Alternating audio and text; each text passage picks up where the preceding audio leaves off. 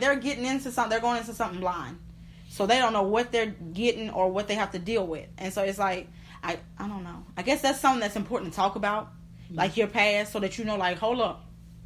Let's go ahead and talk about this baggage. Let's go through it, sort it out, and then we're gonna move on from this. And the thing is, this is the thing.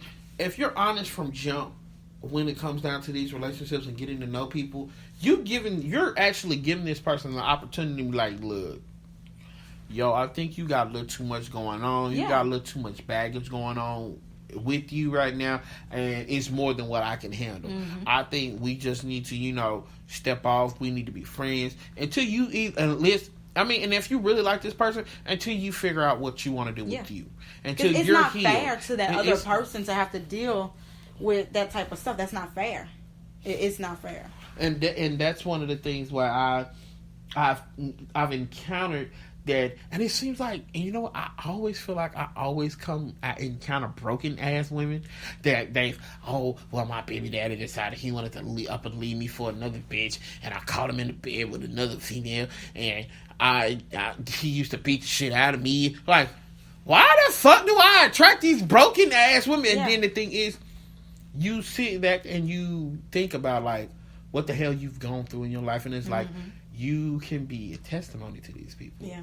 And that's where and I keep sitting here and I keep thinking like, why the hell do I attract these broken ass women, these broken ass women, or these fucked up ass women? And I'm like, I can't fix you. Yeah. And then that's the thing though, and let's say that you start fixing them, and then did I send that to you?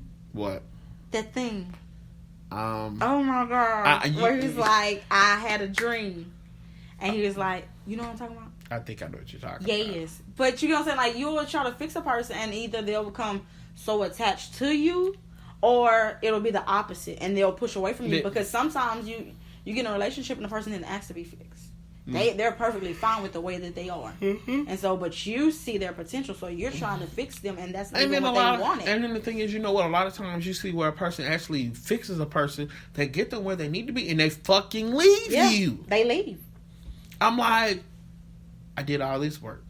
That's just like I have this super contract with the city, and they want me to build this big ass high tower hotel, and I do all the blueprints, I map out all the schematics, I hire all the contractors to get everything done. They start building it, and then all of a sudden the city's like, we don't even need you no more. That's bullshit. And it's crazy because at a certain point I pegged myself for that person. Like, I'm the stepping stone, so I build them up. Once they leave me, boom, they're gonna get married, or boom, they're gonna find that serious that person they want to be serious with, because it's happened. Like, quite a few times I'm like, well, is this my job? And like, when I tell you that's what I signed up for, it's like, okay, I already know what my job is. Let me help them, let me fix them, let me tell them what they need to do, give them the blueprint, like as you said, and then let them be on their way. And it's the thing, and you know what, and this goes back to the show I did yesterday, where I told my guests, my cousin always comes to me and they tell me, a person comes in your life for a reason, season, or a lifetime. And a lot of times we mix up those seasonal people and those people that are only supposed to be there for a lesson with lifetime expectations. And the thing is, once we get comfortable with them and we start falling in love with them, and they don't feel the same way about us, and then they up and leave us and we are broken. And the thing is, we don't have anybody there to piece us back together. And the thing is, that bothers me with that is communication.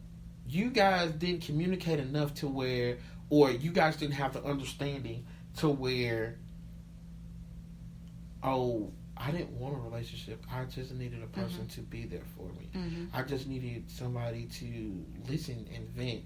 I just needed somebody there to give me the advice that I needed so I could get over the hump that I'm trying to get over the obstacle. And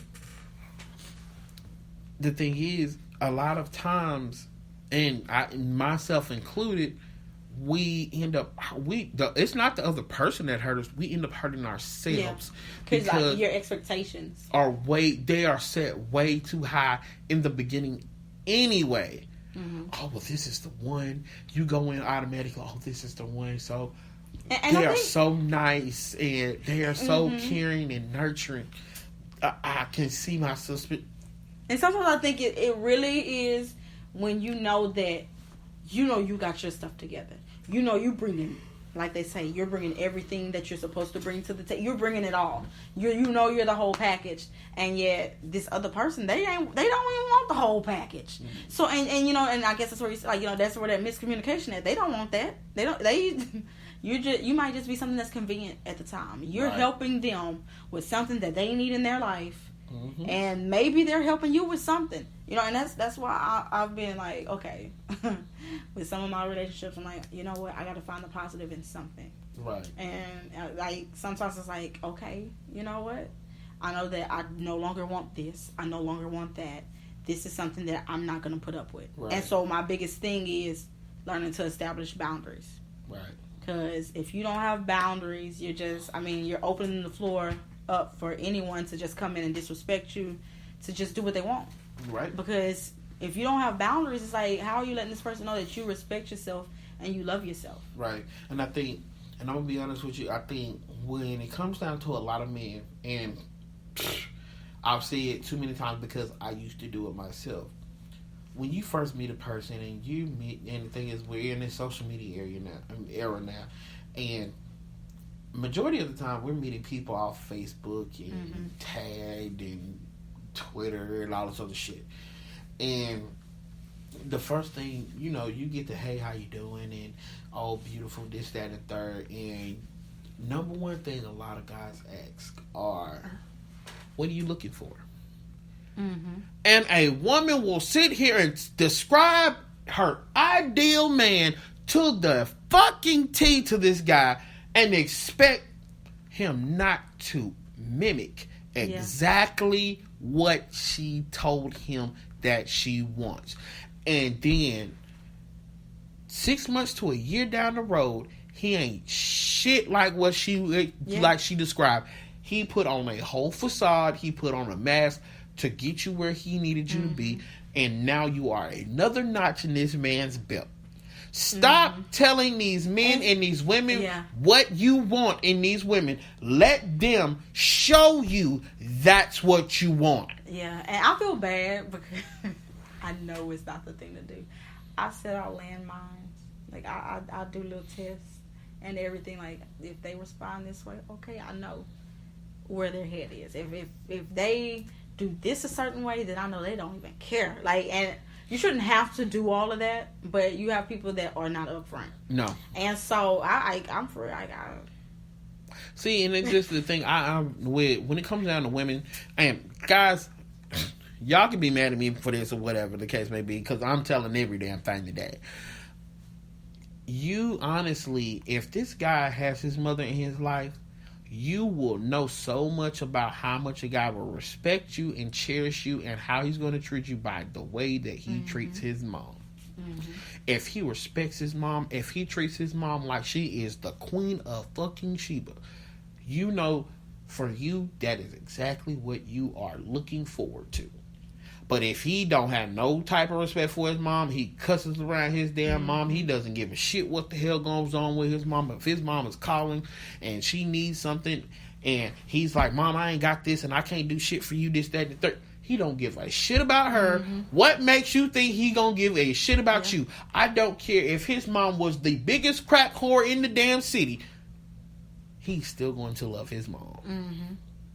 Because that relationship right there is a reflection of how, how do you say that?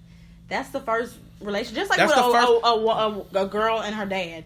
That relationship will have, I can't even get it out. That is the first one. That is the first true love that you actually have. And so every other relationship is going to stem from that. And that experience or that relationship, how if it's healthy or like toxic. It was to the point where at one point in time my mom's contact was not Mom in my phone, it was my queen. You want to know why? Because I saw how she exuberated so much confidence, so much motherly love, period. Mm-hmm.